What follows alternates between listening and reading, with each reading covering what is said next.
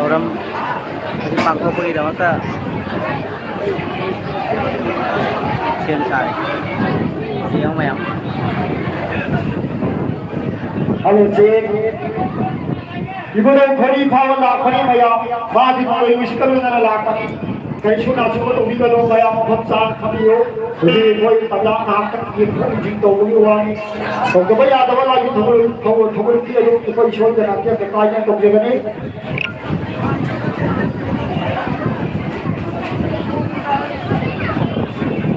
masih miyam kille masih koi di bhawa numini na miyam kille lagi sorok so mithat kare mayam yang bi ada sorok maya khalle yo ba miyam khalle oren noi te comment bibiram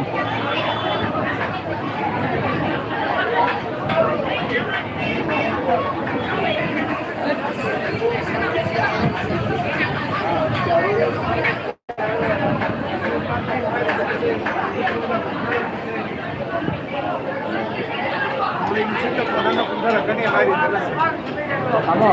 wai kira tang hai bilang masih mangani pan mana dah mangani pan mamona lai boy lai boy ba min ne kai kau ya ba bu kap सिर्फ कहीं हराओ जो महादेव दो बाहर में हराओ जो दो जेंडो हराओ जो नरो बुद्धि क्षमा ने रो वो जो कोई इन लेगी ना क्षमा बेरकान इन हराओ कुन बाय हेलो तो कोई नौशी तारा रोई यागा की हरांग की काम बाय कैसे हम तो से हरांग की नून खरा पन करे हरांग नून रब कैसे मफूम खाना उसी शिक्षा की सोलन जब ये तनाव से किसी का हाल होंगे वैसे जो नौंगे जो नौंगाई जो माई स्वाय नौंगंबर की गिरानी तनाव से हाल होंगे वैसे कमो साइड तुम सब करो पर बार नुआए ये सब लगी रो थम करो ए जाए जाए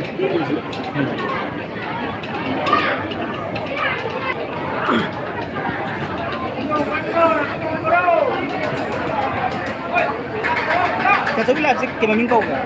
नहीं रहा एसके सुनील कुमार सिंह अभी क्या जा रहा है कोई जो शायद तो नहीं जाना जाने जाने कहाँ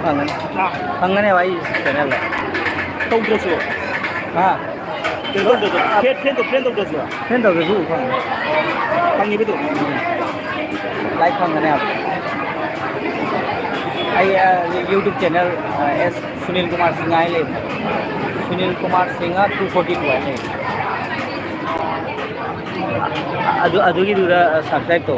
हाँ सब्सक्राइब तो मसी क्या नहीं सुबह मंगानी सुबह लेना मसी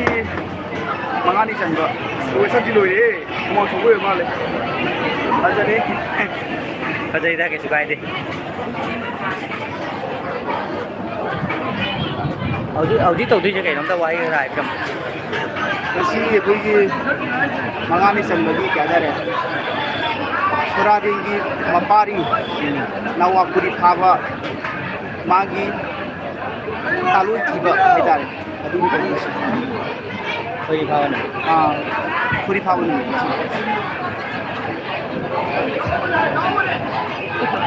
जम नुआरे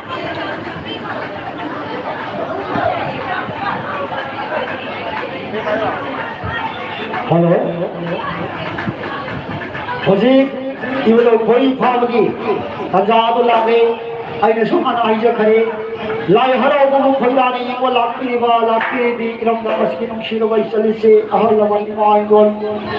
खुदंग अमरी लाई दो बरु पांग सी चन खाई की भी खाई जुते परी असी कहा तक खादो की हाइना लो शक्ति माय के यम छुम लाई थोके मैं की दिख शिंगरी लाई जी कोना अमरी दो मा का खादो कियो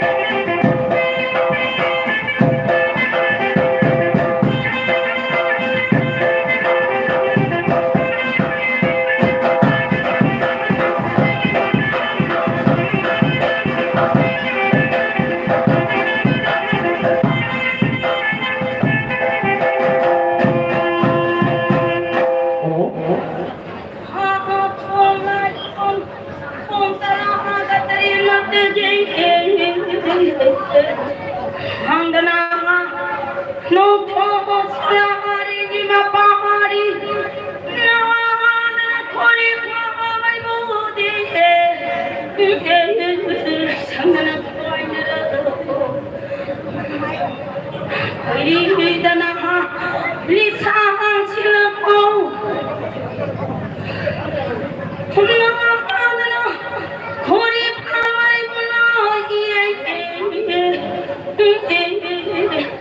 Singwa kalai smang dahai de khuri la sobangi singwa na thoi te ma khil ge na dana khori phawai di loya madana la ko la jingna thobo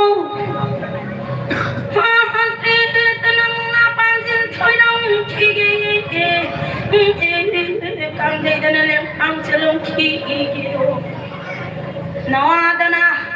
khuri pamai bidin imudana antretana panjin thoira khige hanawadana khuri pamai mudin singudana ida haire khumure la tawagi yo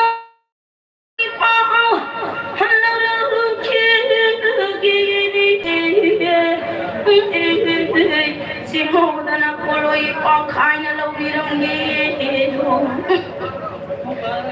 oh tai bang inu ya hayo sao gabo tai bang inu ya hai sao gabi ye na atare na kundavo salaye ge ma panda sauda habo pahari ge isui sa ata hai bang pahari muhum lohoi kumna hama umsiya ge kunja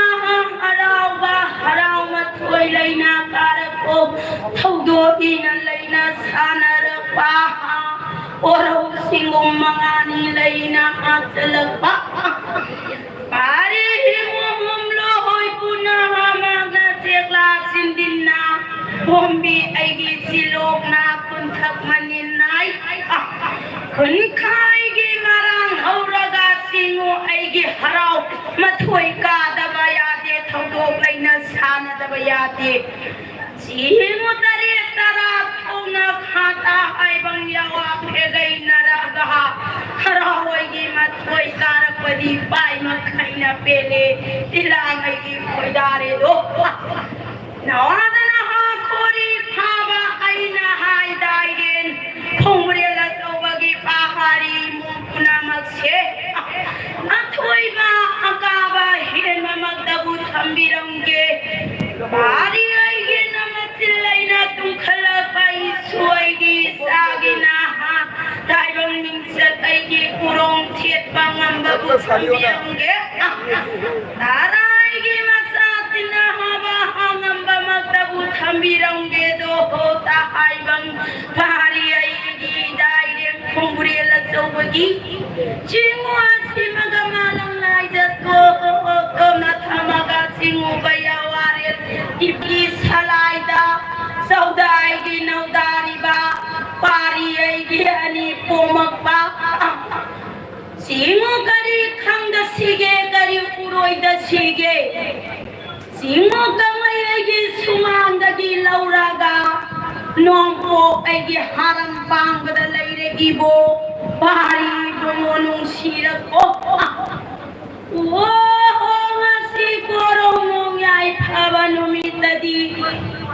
nabreng koyong sidaban nawa kori phabaina tinya lakadaba laye lakadaba kumna hama koi kan thokna kan inga ha thokna nga ithanung da sena sawong na kolaga budi thambirange hai babune he kumsi kumla se akha ai arau khazik laina se lagi dai ba malang nung se sapoi ya kan baha singwa matil lagi makang khazik laina kalakhi bana